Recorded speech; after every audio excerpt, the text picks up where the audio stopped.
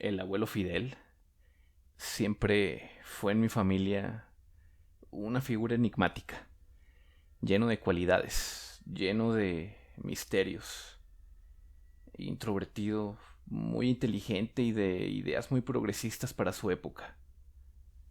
Les contaré su historia basándome en lo que llegué a escuchar de la viva voz de mi abuela y completándolo con los relatos que mi madre recuerda todavía. Corría entonces el ya bastante distante año de 1943 y un pequeño grupo de gente se arremolinaba frente a un pequeño negocio que mi bisabuelo Felipe tenía en el centro del pueblo. El bisabuelo salió a ver qué pasaba, pues algunas personas le gritaban con furia que lo hiciera. El motivo: habían atrapado a un joven de unos 18 años, robando fruta del único negocio del que en aquel entonces la gente surtía sus despensas. Aquel joven, desconocido por todos, lucía claramente bastante desorientado. Se veía bien, según mi abuela. Era un muchacho alto, delgado pero de aspecto atlético, y bastante bien parecido. Usaba ropas muy raras, nada que la gente del pueblo hubiese visto antes por la región. Colores muy vivos, pantalones muy ajustados para la época. Cuando lo atraparon robando, lo golpearon y después intentaron interrogarlo. Pero aquel muchacho no sabía qué decir. No recordaba ni su nombre. Solo llevaba un pequeño gafet de papel pegado a la altura del pecho. Fidel Urrutia. Se dejaba leer en él. Urrutia es el apellido de mi familia. En aquel entonces, mi bisabuelo y su pequeña familia eran los únicos que lo portaban en la región, pues tenían apenas un par de años de haber llegado al país migrando en el éxodo vivido en Europa debido a la guerra. Llevaron al muchacho junto a mi bisabuelo pensando que eran familiares, y aunque el bisabuelo negó con firmeza tener un parentesco con él, debido al gran corazón que tenía, se hizo responsable de los daños ocasionados y tendió su ayuda a aquel solitario joven. Lo acogió y esa tarde llegó con él a su casa. La bisabuela lo atendió, lo alimentó y le dio algo de ropa para que pudiera asearse. Fidel no hizo más que agradecer la hospitalidad de la familia de la abuela. El bisabuelo le ayudó dándole hospedaje y atención médica. El joven, en retribución, trabajaba en el negocio del bisabuelo, una refaccionaria, la única del pueblo por aquellos años. En dicho lugar, Fidel mostró ser muy habilidoso en cuanto de trabajos mecánicos se trataba. En poco tiempo, se dio a conocer en el pueblo que la refaccionaria del bisabuelo contaba ya también con servicios mecánicos. Platicaba la abuela que les llevaban de todo: coches, camiones, los tractores del campo, hasta aparatos domésticos como máquinas de coser y radios. Esto dio pie para que el extraño joven Fidel, con la ayuda económica de mi bisabuelo, abriera su propio taller y así se ganara el sustento y el favor de la familia entera para poder casarse con la abuela. Este proceso de crecimiento económico, claro, duró varios años, y mientras tanto el abuelo Fidel fue revisado, inspeccionado y apoyado por varios doctores, quienes, tal vez por las limitantes médicas de la época, no fueron capaces de resolver su problema de memoria. Contaba la abuela que nunca hubo ningún avance. El abuelo no fue capaz nunca de recordar nada de su vida previa a su llegada al pueblo. Todos quienes lo conocieron hablaban maravillas de él. Decían que era muy trabajador, inteligente, visionario y sobre todo atento, amable y empático con las mujeres. Algo inusual, por así decirlo, por aquellos años. La abuela Contaba siempre con una gran sonrisa y con lágrimas en los ojos el primer recuerdo que tenía del abuelo, de la tarde en que el bisabuelo lo había llevado a su casa. Decía que inmediatamente después de comer se concentró en recoger la mesa y enseguida comenzó a lavar los platos y a limpiar la cocina. Algo que ahora tal vez no tenga nada de extraño, pero para la abuela y su familia, al parecer fue algo sorprendente de ver entonces.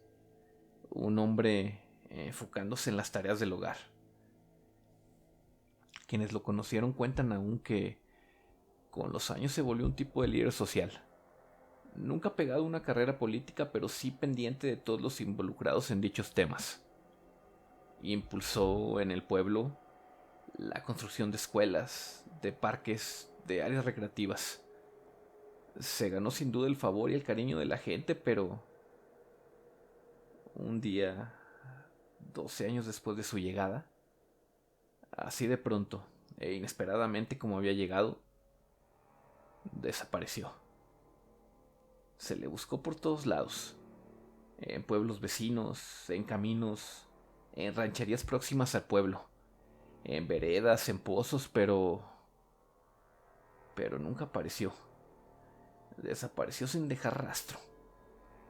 Desapareció sin dar aviso, sin mostrar señales de que algo no estuviera bien. Por eso es que se adoptó la idea de que tal vez por envidia, por celos, por verlo como un obstáculo político, alguien le hubiera quitado la vida. No faltó tampoco quien sugiriera que el abuelo desapareció porque pudo haber recordado algo de su vida pasada. Y esto le provocó la necesidad de regresar a su lugar de origen. Esta última es una teoría que, aunque probable, la abuela nunca aceptó. Su marido, el abuelo Fidel, era un buen hombre, un excelente padre y esposo. Nunca aceptó la posibilidad de que la hubiera abandonado. No creo que volvamos a saber del abuelo. No creo que se le llegue a encontrar algún día, pero quiero que sepan que todo esto que les acabo de contar es muy importante para que, si bien no entiendan lo que viene, lo relacionen al menos. Mi hijo único, Fidel, lleva ese nombre en memoria de mi abuelo.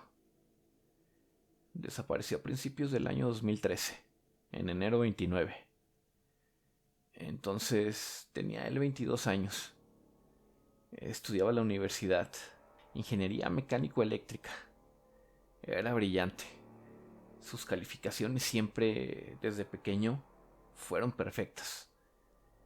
Por las tardes trabajaba en una tienda de conveniencia, de esas de las que están regadas por todo el país. Pero una noche, después de cerrar, no llegó a casa. Desapareció. Fue como si la tierra se lo hubiera tragado. Lamentablemente, creo que todos conocen la situación de inseguridad que atraviesa nuestro país desde aquellos años. Y pues, las autoridades rápidamente se lavaron las manos. Concluyeron que había sufrido lo que en México se conoce como un levantón, que no es más que un secuestro. Y debido a eso esperamos, pero nunca nos llegó nada pidiéndonos un rescate. Ante esto, las mediocres autoridades, y disculpen las palabras, pero quienes hayan vivido algo parecido me entenderán, pues estas autoridades concluyeron que lo habían llevado a manera de reclutamiento, pues además de ser inteligente, Fidel era muy atlético. Según quienes investigaron el caso, cumplía con el perfil que buscaban los cárteles para engrosar sus filas. Y bueno, mientras los meses pasaron, mi familia y yo nos hicimos a la idea de que nunca volveríamos a ver a mi hijo. Fue durísimo de aceptar, complicado para todos, y así comenzaron a pasar los años hasta que un día, 4 años después, Un 30 de enero del 2017, muy temprano, tocaron a la puerta de mi casa. Todavía ni siquiera amanecía, pero era urgente darme una noticia. Unos vecinos que salían a trabajar de madrugada hacia el campo habían encontrado un joven en la entrada a la colonia. Lucía confundido, aturdido, un poco sucio, pero lo habían identificado por el uniforme que portaba. Una colorida camisa que le habían dado en el trabajo. Aún con su gafet, con su nombre, escrito a mano colgando del pecho. Era Fidel, mi hijo.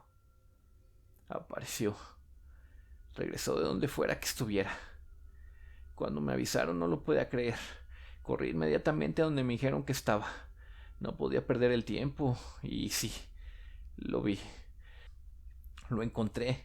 Y el doloroso tormento que me aquejó por tantos años terminó en ese instante. Cuando me vio, se quedó estático, sin moverse, mientras yo corrí con los brazos abiertos hacia él. Él no dijo nada, pero cuando lo abracé, se soltó a llorar, como si hubiera al fin descansado de algo, como si sintiera por fin que había vuelto a su hogar. Caminamos juntos a casa.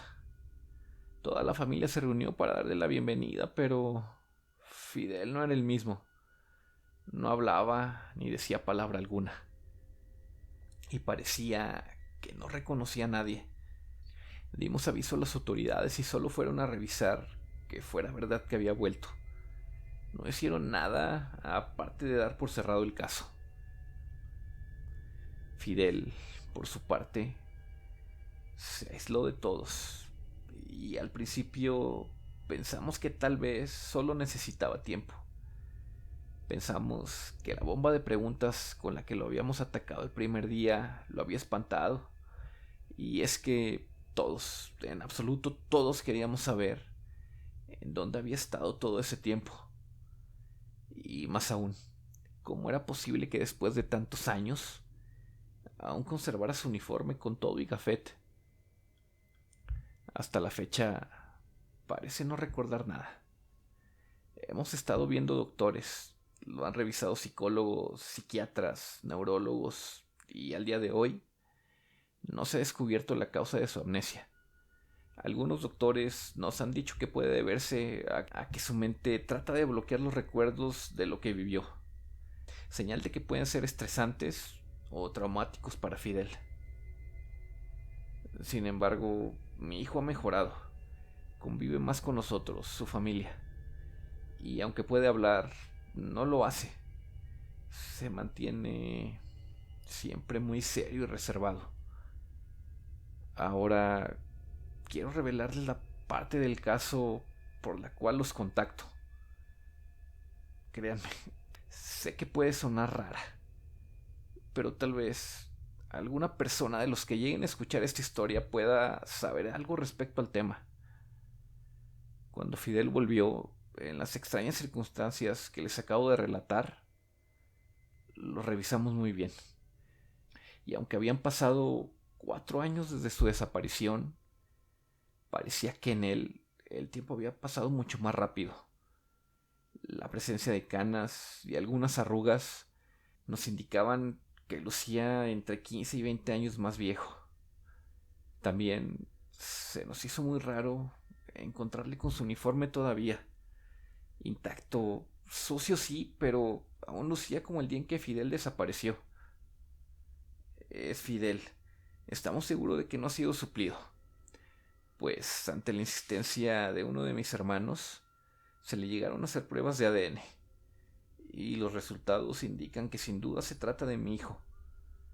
Además, aún tiene todas las cicatrices y lunares que recuerdo. Cuando lo encontramos, no tenía señas de maltrato. No estaba lastimado ni golpeado. Y aunque eso nos tranquiliza, nos arroja más dudas sobre el lugar en que pudo haber estado tanto tiempo. Uno de los detalles que más nos extrañó fue cuando, durante la primera comida que tuvo a su regreso a casa, Fidel volteó a un rincón de la sala lleno de fotografías y parándose como rayo caminó hacia ellas. Vimos cómo sus ojos se llenaron de lágrimas mientras decía: Lucita, Lucita.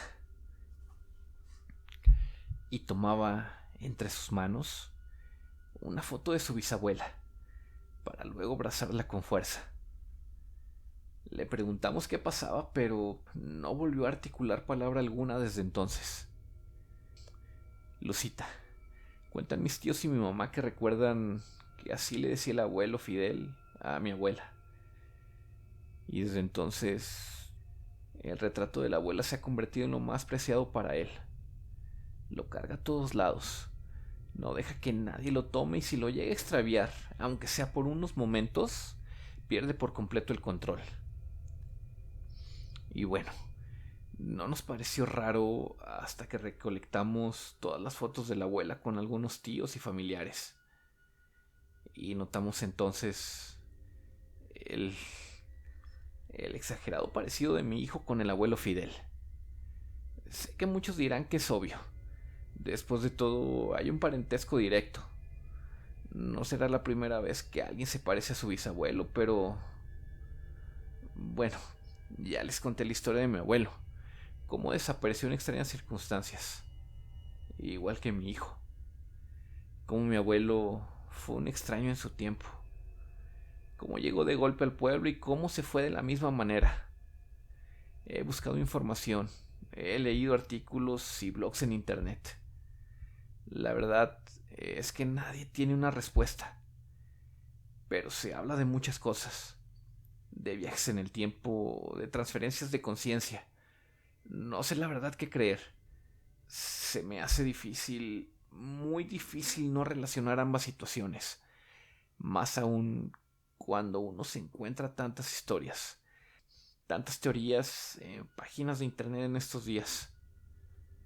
Sé que no es un tema fácil de entender.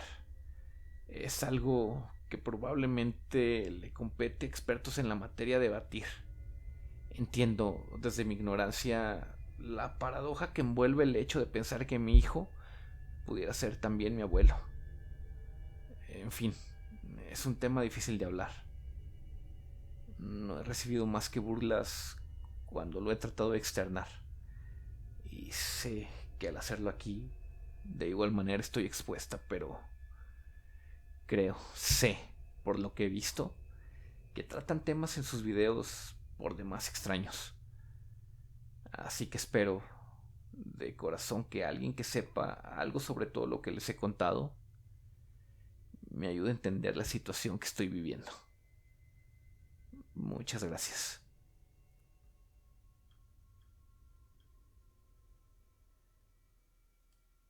Amigos, queridos amigos, estamos de vuelta.